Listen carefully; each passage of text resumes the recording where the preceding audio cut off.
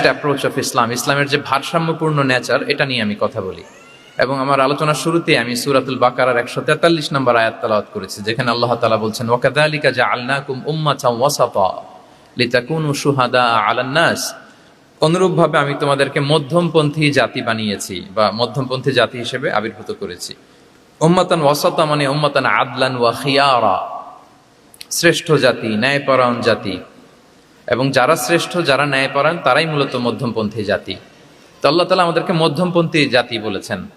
এই যে মধ্যম পন্থা আল ওয়াসাতিয়া, এটা ইসলামের অনেকগুলো অনন্য বৈশিষ্ট্যের মধ্য থেকে একটি বৈশিষ্ট্য। বাট মাঝে মাঝে আমরা এই পন্থাটার কথা ভুলে যাই। ভুলে কি করি? অনেক সময় অনেক প্রান্তিক লেভেল থেকে কাজ করে ফেলি, চিন্তা করে ফেলি। অনেক সময় খুব বাড়াবাড়ি করে ফেলি, অনেক সময় ছাড়াছাড়ি করে ফেলি। বরং আমাদের থাকতে হবে মাঝামাঝি। তাহলে the first and foremost reminder today in this conference hall, যে আমরা বাড়াবাড়িও করব না, ছাড়াছাড়িও করব না, আমরা মাঝামাঝি থাকব। কোথায় থাকব? জি, মাঝামাঝি, আল ওয়াসাতিয়া, যেটা শ্রেষ্ঠ এবং যেই মেথোডলজির কথা কোরআন আমাদেরকে জানিয়েছে। আমি যদি এটাকে ইংরেজি করি ওয়াসাতিয়া, তাহলে ইংরেজি দাঁড়াবে এরকম, যে the balanced nature of Islam, ইসলামের যেই ভারসাম্যপূর্ণ যে নেচার, এটার নাম হচ্ছে মূলত আল ওয়াসাতিয়া। আপনি যদি খেয়াল করে দেখেন যে কিভাবে আমরা অন্যান্য জাতিগোষ্ঠীর তুলনায় মধ্যমপন্থী জাতি, তাহলে দেখবেন যে আমরা যদি সাইয়েদনা ঈসা আলাইহিস সালামের ব্যাপারে কথা বলি, জেসাস ক্রাইস্টের ব্যাপারে, তাহলে দেখেন ওনার ব্যাপারে ইহুদি নাসারারা কেউ বাড়াবাড়ি করেছে, কেউ ছাড়াছাড়ি করেছে। আমরা একেবারে মিডল ওয়েতে আছি।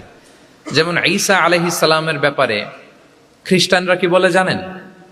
তারা বলে ঈসা আলাইহিস সালাম হচ্ছে আল্লাহর সন্তান। নাউযুবিল্লাহি মিন যালিক। Jesus Christ is the son of God, গডের সন্তান।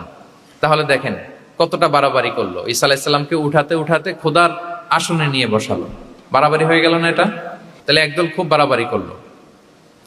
এবার যদি ইহুদিদের কথা চিন্তা করি, ইহুদিরা কি বলে? ইহুদিরা একেবারে উল্টো।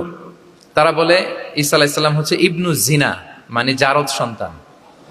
নাউযুবিল্লাহ। দেখেন তাদের প্রত্যেকের আকীদা শোনা মাত্রই আপনাদেরকে বলা লাগতেছে না যে নাউযুবিল্লাহ বলেন, আপনারা স্বতঃস্ফূর্ত ভাবেই বলতেছেন নাউযুবিল্লাহ। তার মানে একদল বাড়াবাড়ি করলো, একদল ছাড়াছাড়ি। একদল বলল তিনি আল্লাহর সন্তান বলে একেবারে আল্লাহর উপরে উঠাই ফেলছে। আরেক দল নামাতে নামাতে একেবারে পদদলিত করলো, বলল তিনি হচ্ছেন বাস্টার্ড, মানে ইবনু জিনা, জারদ সন্তান। নাউযুবিল্লাহি মিন যালিক। একদল নিয়ে গেল একেবারে উপরে, আরেক দল একেবারে নিচে। কিন্তু আমরা কি বলি দেখেন? আমরা বলি ঈসা আলাইহিস সালাম উনি হচ্ছেন আব্দুল্লাহি ওয়া রাসূলুহু, তিনি হচ্ছেন আল্লাহ তাআলার দাস বা বান্দা এবং আল্লাহর সম্মানিত রাসূল। দেখুন কতটা ব্যালেন্স এই আকীদা। আমরা আব্দুল্লাহ বলার মধ্য দিয়ে বেসিকলি নাসারাদেরকে রিফিউট করি, তাদের প্রতিবাদ করি আমরা, যে তোমরা যে বলেছো আল্লাহ সন্তান না, ওইদিকে উঠানো যাবে না, নিচে নামায় নিয়ে আসো, উনি আব্দুল্লাহ, আল্লাহর দাস। আর রাসূলুহু, সম্মানিত রাসূল বলে আমরা বেসিকলি ইহুদিদেরকে রিফিউট করি, তাদের প্রতিবাদ করি। আমরা বলি যে না, তোমরা যে বলেছো উনি জারদ সন্তান না, ওনার সম্মানকে পদদলিত করা যাবে না, উপরে উঠাইতে হবে, উঠায়া রাসূল, সম্মানিত রাসূল। তাহলে নাসারাদের আকীদা থেকে আমরা নিচে নেমে আসলাম, ইহুদিদের আকীদা থেকে আমরা উপরের দিকে গেলাম। ফলে এটা কি হলো? ব্যালেন্স হলো, ভারসাম্যপূর্ণ হলো, মধ্যম পন্থা হলো। তো আশা করি মধ্যম পন্থার উদাহরণটা বুঝতে পেরেছেন। আরেকটা ছোট্ট উদাহরণ দেই। আমাদের বোনদের যখন পিরিয়ড চলে, তখন নাসারারা কি করে দেখেন? খ্রিস্টানরা তারা সবকিছু করে, কোনো বাজ বিচার রাখে না তখন, এমনকি ফিজিক্যাল ইন্টিমেসিতেও যায়। যখন আমাদের বোনদের পিরিয়ড চলে, তখন তারা ফিজিক্যাল ইন্টিমেসিতেও যায়, কোনো বাজ বিচার নাই। এটা হচ্ছে নাসারাদের অবস্থান। আর ইহুদিদের কি অবস্থান? এরা এই 5 দিন 7 দিন আমাদের বোনদের যখন পিরিয়ড চলে, তখন তারা তাদের স্ত্রীদেরকে ধরবে না, ছোবে না, স্পর্শ করবে না, একসাথে বসবেও না। তাদের ঘরে আলাদা একটা স্পেশাল রুম রাখে, ওই রুমের ভিতরে, ওই ঘরের ভিতরে তাদের 5 দিন 7 দিন ওইখানে কাটাইতে হয়।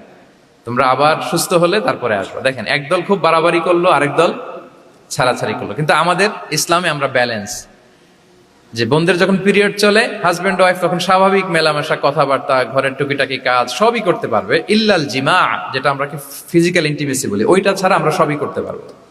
তাহলে দেখেন এই দুইটা উদাহরণ আমি সামনে আনলাম এজন্য, যে এই যে মানহাজুল ওয়াসাতিয়াতি ওয়াল ইতিদাল, মধ্যম পন্থার কথা আমরা যেটা বলি, যেটাকে দিয়ে আল্লাহ তাআলা আমাদেরকে সম্মানিত করেছেন, যে ওয়াকাযালিকা জাআলনাকুম উম্মাতান ওয়াসাতা, তোমাদেরকে আমি মধ্যমপন্থী জাতি বানিয়েছি। তোমাদের মধ্যে বাড়াবাড়িও থাকবে না, ছাড়াছাড়িও থাকবে না, বরং আমরা হব মধ্যমপন্থী। আমরা কি হব? কি হব?